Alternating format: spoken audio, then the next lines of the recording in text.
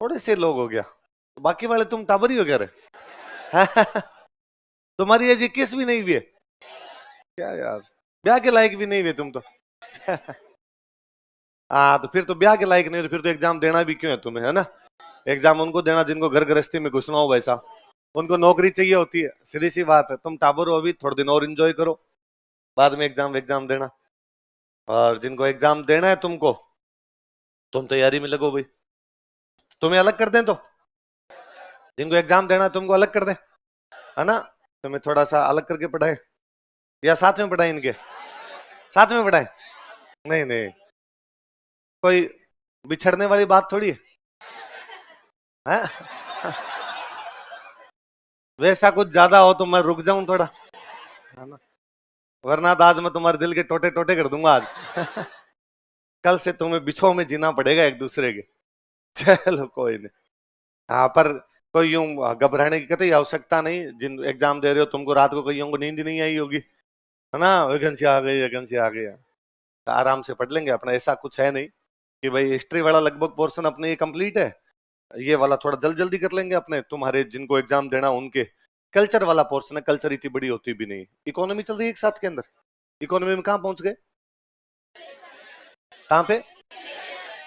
Inflation मुद्रास्फीति है ना, इन्फ्लेशन मतलब बैंकिंग करवा दी होगी, शेयर मार्केट करवा दिया होगा, और इन्फ्लेशन शुरू की होगी, या बजट और टैक्स भी करवा दिए, वो है डिमांड एंड सप्लाई करवा दी, इन्फ्लेशन चल रही है।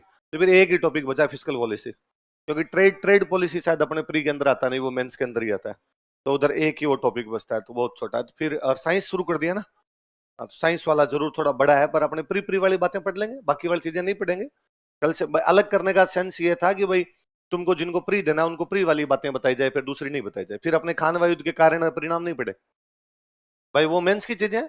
तो अपने वो जैसे भाई हम 57 की क्रांति के कारण परिणाम विशेषताएं खूब सारी लिखी थी, वो नहीं लिखेंगे, वो चीजें उतनी कम हो जाती है। तो ले दे के बाद में जो अपना आपका बचा हुआ कोर्स है वो 2 एक महीने का बचता है, तो 2 का यदि अपने 2.5 भी खींच लेंगे, एग्जाम कम से कम जाएगा तो ये दिसंबर के आसपास जाएगा, दिसंबर में भी बाद में जाएगा, तो इतने में आराम से कर लेंगे। तो इमरान खान के वैसे सबसे पहले तो अपने को घबराना, चलो लिखो आगे, इमरान खान का डायलॉग है ये, सबसे पहले तो अपने को घबराना नहीं है। बाकी सब हो जाएगा। मैं भूल गया यार क्या लिखवाऊं बाकी। चलो आसफ खान की और ड्यूडी बंदे, ठीक है। अच्छा मैं लास्ट में कल आपको बता रहा था कि भाई अकबर ने कहा कि तुम पकड़ के नहीं ला सके इसलिए तुम मेरे दरवाजे पे मत आना। उन्होंने कहा यार नहीं पकड़ सके क्योंकि वो पहाड़ियों का इलाका है और पहाड़ियों में पार नहीं पड़ती। अकबर ने कहा मैं खुद जाता हूँ और मैं पकड़ के दिखाता हूँ। अकबर हमला कर देता है अक्टूबर के आसपास। कब हमला करता है? अक्टूबर 1576 में। कब हमला करता है? लिख लो, अक्टूबर 1576 ईस्वी में, लाइन चेंज करके लिखो, अक्टूबर 1576 ईस्वी में। इन अक्टूबर 1576 एडी,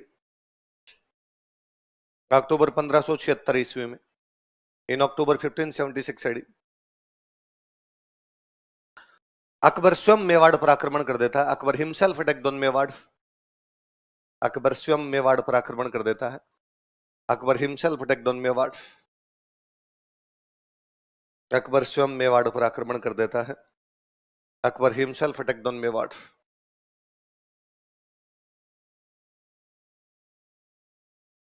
अकबर स्वयं मेवाड़ पर आक्रमण कर देता है। उदयपुर आता है, वो उदयपुर पे कब्जा करता है, उदयपुर का नाम बदल देता है, उदयपुर का नाम बदल कर देता है मुहम्मदाबाद। क्या कर देता है? मुहम्मदाबाद। महाराणा प्रताप को पता चला अटैक होने वाला है, ये लोग वापस अपने पहाड़ों के अंदर जाके बैठ गए, भाई अपने पहाड़ों के अंदर लड़ेंगे, अपनी सेना कम है, दुश्मन की सेना ज्यादा। और 2 लोगों को ये किला सौंपता है, उदयपुर सौंप देता है, सॉरी उदयपुर शहर सौंपता है। एक तो मान सिंह का अंकल था, उसका नाम है जगन्नाथ कछवाहा। क्या नाम है? जगन्नाथ कछवाहा का भाई एक तो तू संभाल उदयपुर को। और एक बंदा था उसका नाम था सैयद फखरुद्दीन। क्या नाम था? तो उदयपुर किस किस को सौंपता बताओ? फखरुद्दीन। और इसका नाम बदल कर क्या कर देता? कई दिन यहाँ पे बैठा रहा लेकिन उसकी पार पड़ी नहीं, वो अपनी सेना को पहाड़ों में भेजता। पहाड़ों के अंदर एक तो कोई रेगुलर आदमी रहता, एक नया आदमी जाता तो प्रॉब्लम होती है।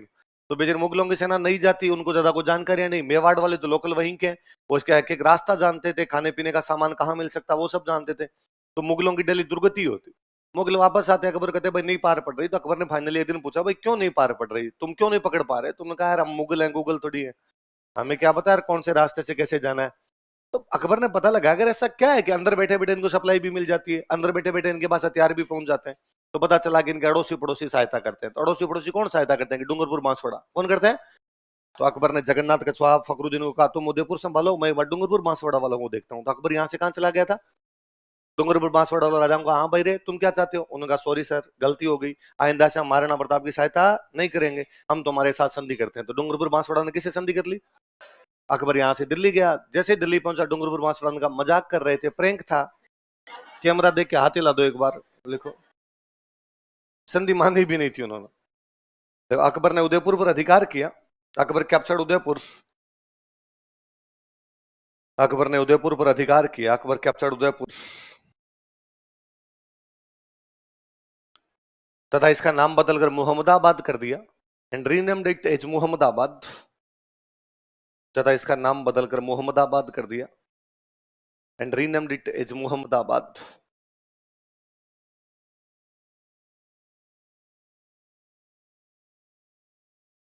तथा इसका नाम बदलकर मुहम्मदाबाद कर दिया and renamed it as Muhammadabad. तथा इसे जगन्नाथ कछवाहा व सैयद फखरुद्दीन को सौंप दिया and handed over it to Jagannath Kachhwaha and Syed Fakhruddin. तथा इसे जगन्नाथ कछवाहा व सैयद फखरुद्दीन को सौंप दिया and handed over it to Jagannath Kachhwaha and Syed Fakhruddin.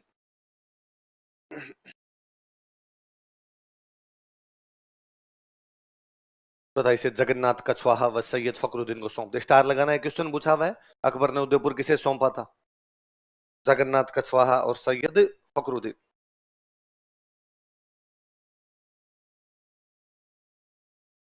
किस किस को सौंप दिया बताओ थे? जगन्नाथ कछवाहा और सैयद फखरुद्दीन। क्या सौंप दिया इनको? उदयपुर सौंप दिया। अकबर यहां से चला गया तो अकबर ने अपना एक नया सेनापति भेजा, उसका नाम था शाहबाज खान। क्या नाम था? शाहबाज खान कहा कि जाओ और महाराणा प्रताप को पकड़ के लाओ, और यदि नहीं पकड़ पाए तो मेरे को शक्ल मत दिखाना। शाहबाज खान ने कहा पक्का सर। शाहबाज खान ने पता लगा प्रताप कहां पर है, पता चला प्रताप है कुंभलगढ़ में। कहां पर है? शाहबाज खान ने कुंभलगढ़ पर 3 आक्रमण किए। कितने आक्रमण किए? ये याद रखना, कितने आक्रमण किए थे? कितने किए थे? 77, 78 और 79। कब कब किए बताओ देखिए। कहां पे अटैक किए? किसको पकड़ने के लिए? किसने? फिर वो पंजाब चला गया। लिखो भाई, नहीं पकड़ पाया था अकबर ने कहा था मुंह मत दिखाना, नहीं दिखाया उसने। लिखो मुगल सेनापति शाहबाज खान ने, मुगल कमांडर शाहबाज खान, मुगल सेनापति शाहबाज खान ने, मुगल कमांडर शाहबाज खान, मुगल सेनापति शाहबाज खान ने कुंभलगढ़ पर 3 आक्रमण किए थे। Attacked 3 times on Kumbhalgarh. Kumbhalgarh पर 3 आक्रमण किए थे। Attacked 3 times on Kumbhalgarh. Kumbhalgarh पर 3 आक्रमण किए थे। Attacked 3 times on Kumbhalgarh. Kumbhalgarh पर 3 आक्रमण किए थे। लिख लो, ब्रैकेट में लिख लो 77, 78, 79। याद नहीं करने सन, पर 3 बार लिखे होते हैं, अपने दिमाग में रहता है कि हाँ 3 अटैक हुए, क्योंकि ये एक बार क्वेश्चन आरपीएससी का कितने आक्रमण किए थे, संख्या पूछ रखी है।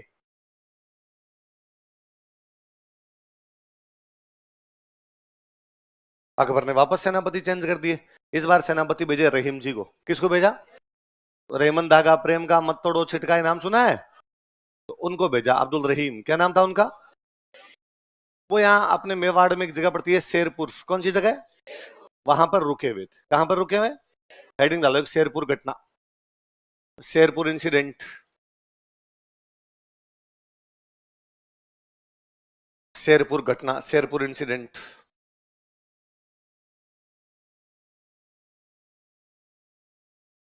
शेरपुर घटना, शेरपुर इंसिडेंट। प्रेम जी थोड़े भले आदमी थे जी, प्रेम की बात करने वाला आदमी थोड़ा, और उनको लगा यार अकबर फालतू में यूं लड़ाई करता रहता है। और फिर रहीम जी को ये लगता था अकबर को किसी से संधि करनी है, तो संधि किससे करनी चाहिए? जो संधि करना चाहता हूं। ये थोड़ी है किसी के साथ मैं आप जबरदस्ती करके प्लीज संधि कर मेरे से, या लड़ाई करके तेरे को मेरे से संधि करनी पड़ेगी, ऐसा तो हो नहीं सकता। तो रहीम जी यहाँ पर सेना लेके आए, लेकिन उन्होंने अटैक नहीं किया, चुपचाप अपनी सेना लेके बैठ गए और दिन के अंदर जाते शिकार करने के लिए, शाम तक शिकार करके लाते, खा पी के सो जाते। और अकबर को 5-7 दिन में लेटर लिख के भेज दिया करते कि भाई हमने प्रताप को पकड़ने की कोशिश की थी पर प्रताप पकड़ में नहीं आया। अब अकबर ये भी नहीं पूछ सकता कि क्यों नहीं पकड़ में आया, क्योंकि ये पूछ ले तब तो रहीम जी रिप्लाई कर दे, भाई मान सिंह, आसफ खान, तू खुद और शाहबाज खान चारों मिलके बता दो कि भाई कैसे पकड़ना है, तो हम तो वैसे पकड़ लेंगे। उल्टा कहते हैं अकबर जब खुद यहाँ से गया था तो मान सिंह आसफ खान उसके पास गए थे अकबर के, और उन्होंने जाके कहा था कि हमने सुना प्रताप को पकड़ लिया, वो पीछे ला रहे, वो प्रताप ही है क्या? था अकबर ने कहा था कल से दरबार में आ जाना चुपचाप। यार हमने पहले ही कहा था, वहां पार पड़ते ही नहीं। अकबर भी कहता वेल डन रहीम जी, लगे रहो आप तो बस अगली बार पकड़ ही लोगे। एक दिन रहीम जी ऐसे शिकार करने के लिए गए हुए थे, कैंप लगे हुए रहीम जी के, वहां पर केवल महिलाएं थी। महाराणा प्रताप के बेटे थे अमर सिंह, क्या नाम था? अमर सिंह को उधर गया, अमर सिंह को लगा कि यहाँ पुरुष तो ही नहीं। अमर सिंह ने आवाज लगाई, भाई रहीम जी, पता चला रहीम जी शिकार करने के लिए गए हैं, सारे पुरुष शिकार करने के लिए गए हैं, शाम को आना बातचीत करनी हो। उसने कहा पक्का कोई पुरुष नहीं है, तुम महिलाएं सारी बाहर आओ।